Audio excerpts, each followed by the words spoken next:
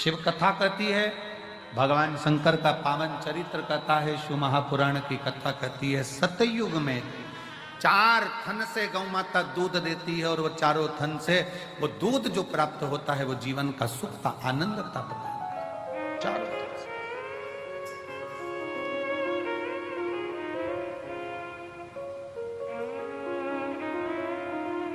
चारों थन।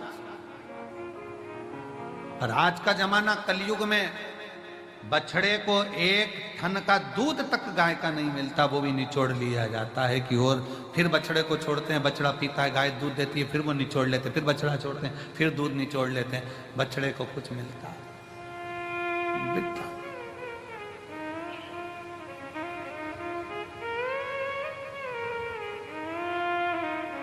प्रयास करो, अपने घर में गाय नहीं रख सकते तो नजदीक में जो गौशाला हो उसमें प्रयास करो कि कुछ सेवा कर सको, कुछ दया आपके भीतर उत्पन्न हो, बाबा करुणा करे। वैसे तो मेरा कुबेर भंडारी तुम सबको जमींदार जल्दी ही बना देगा, तो ये निश्चित है। अगर व्यासपीठ पर यह बात आई है तो क्या पता भोलेनाथ ने क्यों निकलवाई है ऐसी बात, और पता नहीं ऐसा मुख में क्यों आया, नहीं तो आज तक ये बात कभी व्यासपीठ पर नहीं आई कि हम तो हमेशा कहते रहे कि गाय को रोटी दो, चारा दो, और आज अगर बाबा ने ये बात निकलवाई है कुबेरेश्वर धाम में, तो मुझे ऐसा लगता है कि तुम सब जमींदार तो होने वाले हो। अगर कुबेरेश्वर बाबा ने हो सकता कोई नया गिफ्ट दिया हो तुमको, तो मुझे तो ऐसा लगता है कि विदाई के पल में कुछ ना कुछ बाबा ऐसा देने वाला है कि तुम उस जमीन के जमींदार जरूर बनोगे, और बन जाओ तो दिल बड़ा रखना, गेहूं फसल तुम खाओ पर अपने नजदीक की गौशाला में भूसा जरूर पहुंचाओ। प्रयास।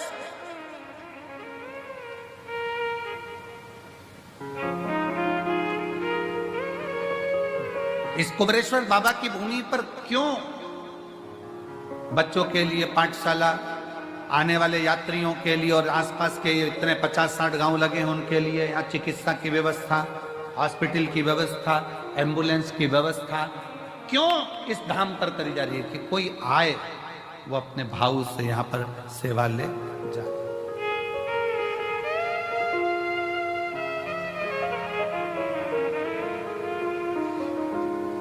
पढ़े, आनंद ले और अपने जीवन को बच्चे जागृत कर। शिव कथा कर रही है, भगवान शंकर का चरित्र कर रहा है कि कलिकाल में, कलयुग में, इस कलयुग को जैसे जगत गुरु शंकराचार्य जी इस मृत्यु लोक में प्रकट हुए, जन्म लिया और शंकर भगवान को दुनिया के लोगों ने बहुत नीचे दबा दिया था, तब जगत गुरु शंकराचार्य जी ने 4 पीठ का निर्माण कर शिव भक्ति पूरे विश्व में जागृत कर।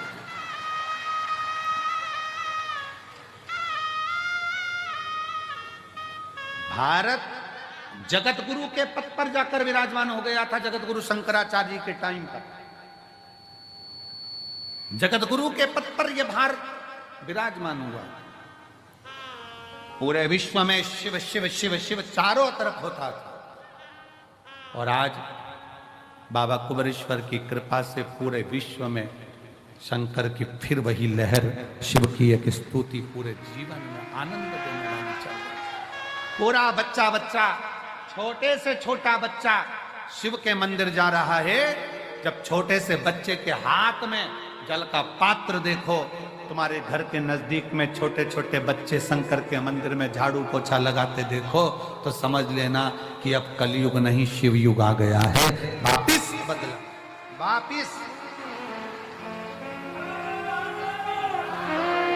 वापिस बदला हुआ है। फिर वो शिव की भक्ति जनमानस तक पहुंची, और बिना आडंबर के, ना कोई बेल है, ना कोई भभूति है, ना कोई नारियल है, ना कोई सामग्री है, केवल तुम्हारा चढ़ाया गया एक लोटा जल सारी समस्या का हल। तुम्हारा विश्वास, तुम्हारी भक्ति, लोटे के जल का कितना महत्व है। 12 ज्योतिर्लिंग की चरित्र शिव महापुराण के अंतर्गत आता है। 12 ज्योतिर्लिंग का चरित्र तुमरुका जी ने चंचुला देवी को 12 ज्योतिर्लिंग का जब स्मरण कराया, उसमें प्रथम ज्योतिर्लिंग सोमनाथ जी का वर्णन किया। सोमनाथ जी का जब वर्णन करते समय चंद्र को जो काया का रोग हो गया था, काया के रोग को ठीक करने वाला कौन? जम के बोलो जरा, महादेव। कौन है चंद्रदेव? शंकर भगवान का साडू भाई।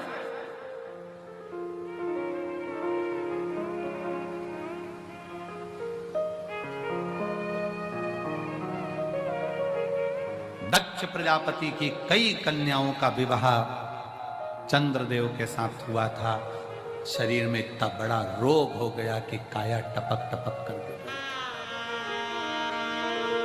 टपक रही, गिर रही।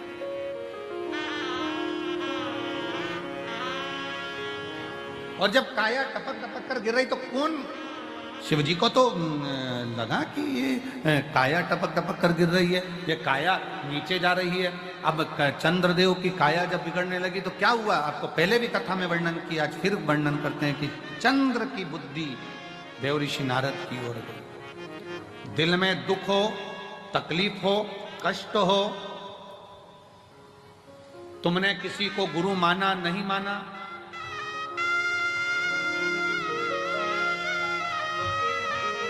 तुमने किसी को गुरु माना नहीं माना, ये तुम्हारे ऊपर निर्भर।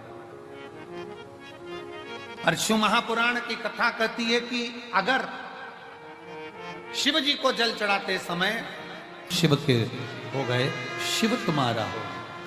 अब दशरथ जी के मन में जब दुख हुआ, दशरथ जी के मन में जब भेद आया, दशरथ जी के मन में जब थोड़ा सा दुख हुआ, दशरथ जी ने कहा कि मेरे घर में मेरी 3 धर्म पत्नियां हैं पर औलाद नहीं, तो ये बात किससे कहूं? तो गुरु जी के पास गए और गुरु से कहा कि मेरी 3 धर्म पत्नी और औलाद नहीं। फिर गुरु से कहोगे तो गुरु सुनेगा। अब गुरु तुमने किसको बना लिया? जल चढ़ाकर, जम के बोलो, महादेव, शिव को तुमने गुरु बना लिया। अब जब शंकर जी को गुरु बना लिया तो तुम्हारा दुख तुम किससे कहोगे? किसी दूसरे से नहीं, शंकर भगवान की शरणागति में जाकर। बाले तुम्हारे साथ खड़े हो जाएंगे पर पीछे से बात करेंगे, अच्छा हुआ, अच्छा हुआ, बहुत बढ़िया हुआ, ऐसी रो। ये दुनिया के लोग हैं, ताना कसे बिना नहीं रह सकते। इसलिए किसी इंसान से नहीं, अपने दिल के दुख को लोटा भर जल चढ़ाते समय अपने बाप से कहो, गुरु से कहो। 4 गुरु में दूसरे नंबर का गुरु होता है पिता। 4 गुरु में दूसरे नंबर का गुरु है पिता, और वह पिता है देव अधिदेव महादेव। उससे अपने दिल की बात कह सकते, अपने मन की बात कह सकते।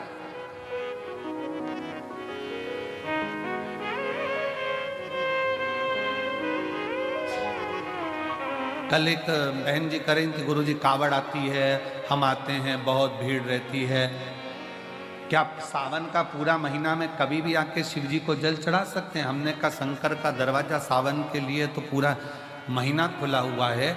जिस दिन तुम आओ बाबा के दरवाजे पे, पूरे सावन में जब कावड़ चढ़ाओ चढ़ा सकते हो, पूरा महीना शिव का। और अब की इस वर्ष तो लोगों ने पूरे महीने मां सीवन का जल बाबा को समर्पित किया।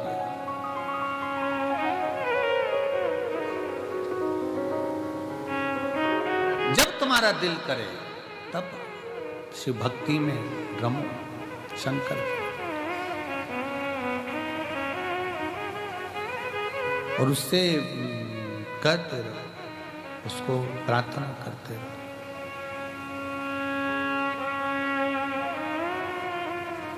उसको तलवार बन जाती है, गुप्ती बन जाती है, बंदूक बन जाती है और लोग मर जाते हैं। पर लोहे से भी अगर कुछ कठोर है तो वो अग्नि है। लोहे से कठोर क्या है? अग्नि। क्यों? अग्नि लोहे को भी जम के बोलो जरा, गला देती। अब अग्नि सोचे कि मैं कठोर हूं, मैं प्रबल हूं, तो याद रखना, अग्नि से भी ज्यादा कठिन है पानी। जो एक लोटा डाला तो आग को बुझा दिया। पर पानी सोचे कि मैं कठोर हूं, तो पानी अहंकार ना करे। पानी से ज्यादा वजनी है मनुष्य, लोटा भर के गटका जाता है। लोहे से ज्यादा भारी अग्नि, अग्नि से भारी पानी, पानी से भारी मनुष्य, लोटा भर के गटका जाता है। पर मनुष्य सोचे कि मेरे बराबर कोई नहीं, तो मनुष्य से भी भारी है बीमारी, जो अच्छे अच्छे पहलवान को भी निगल जाती है। मनुष्य से भी भारी है बीमारी, जो अच्छे अच्छे सूरमा को भी निकल जाती है। पर बीमारी सोचे कि मैं प्रबल हूं, तो बीमारी से भी भारी है त्रिपुंडधारी, जो बीमारी को भी निगल जाता है। बीमारी से भी ज्यादा भारी है त्रिपुंडधारी, जो बीमारी को भी निकल जाता है। वो त्रिशूलधारी, वो त्रिपुंडधारी, वो कुबेर भंडारी, वो साधारण।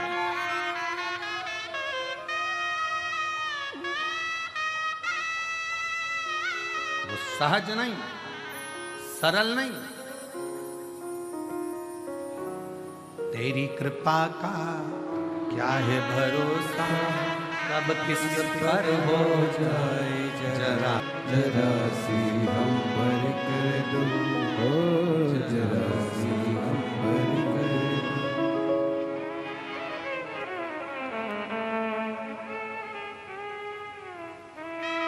बस इतनी सी कृपा हो जाए कि आप शीश झुकाएं और बाबा आपका कल्याण कर जाए, तो इससे बढ़कर और क्या चाहिए? क्या चाहिए? चंद्र की काया का रोग शिव समाप्त कर सकते हैं, यह मालूम पड़ गया तो विचार करा कि अब शंकर की शरणागति ग्रहण करो। शिव की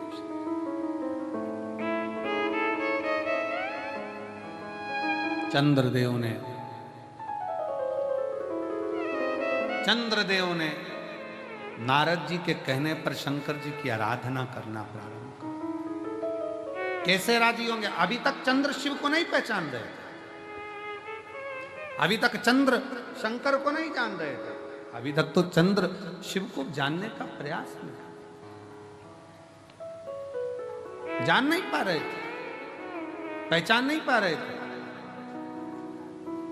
अब पहचाने चंद्र, अब पहचाने कि शिव साधारण नहीं है। हम अपनी ये साधारण सी दृष्टि से, नयन से भगवान को पहचान नहीं पाते हैं, हम जान नहीं पाते। हम अपनी साधारण सी नयन दृष्टि से परमात्मा को नहीं पहचान पाते। पर शिव महापुराण की कथा कहती है, जिस दिन उस परमात्मा ने ज्ञान के चक्षु दिए, उस दिन आप शिव को पहचान जाते हो कि शंकर क्या।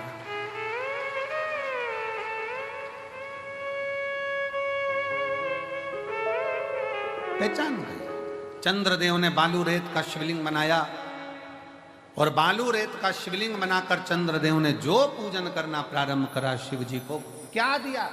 चंद्रदेव ने शंकर भगवान के मंत्र का जाप नहीं किया है, चंद्रदेव ने शिव जी की स्तुति आराधना नहीं, बल्कि एक पार्थिव लिंग का पूजन, जल लिया समर्पित किया, जल लिया समर्पित किया। और फिर निवेदन है, शंकर का एक लोटा जल तुम्हारा एक दिन जरूर बदलेगा, कल ये निश्चित चढ़ाया।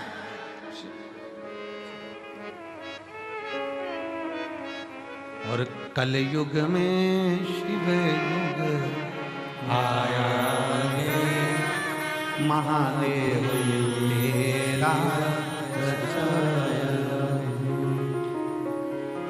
भोलेनाथ ये तेरा रचाया है, गुरुदेव ये तेरा रचाया है, कलयुग में शिव युग आया है, महादेव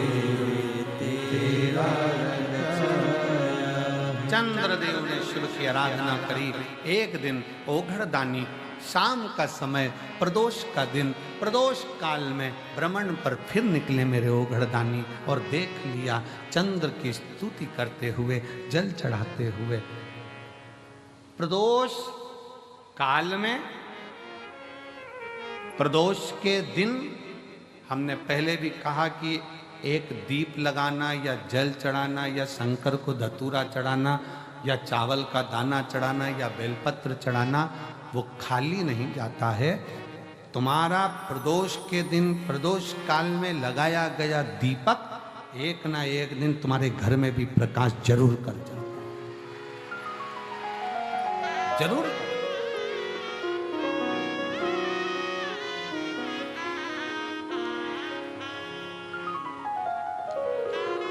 चंद्रदेव की काया से जो रोग उत्पन्न हो रहा था उसको मिटाया शिव। चंद्रदेव की काया का रोग समाप्त हो, काया। और चंद्रदेव का जब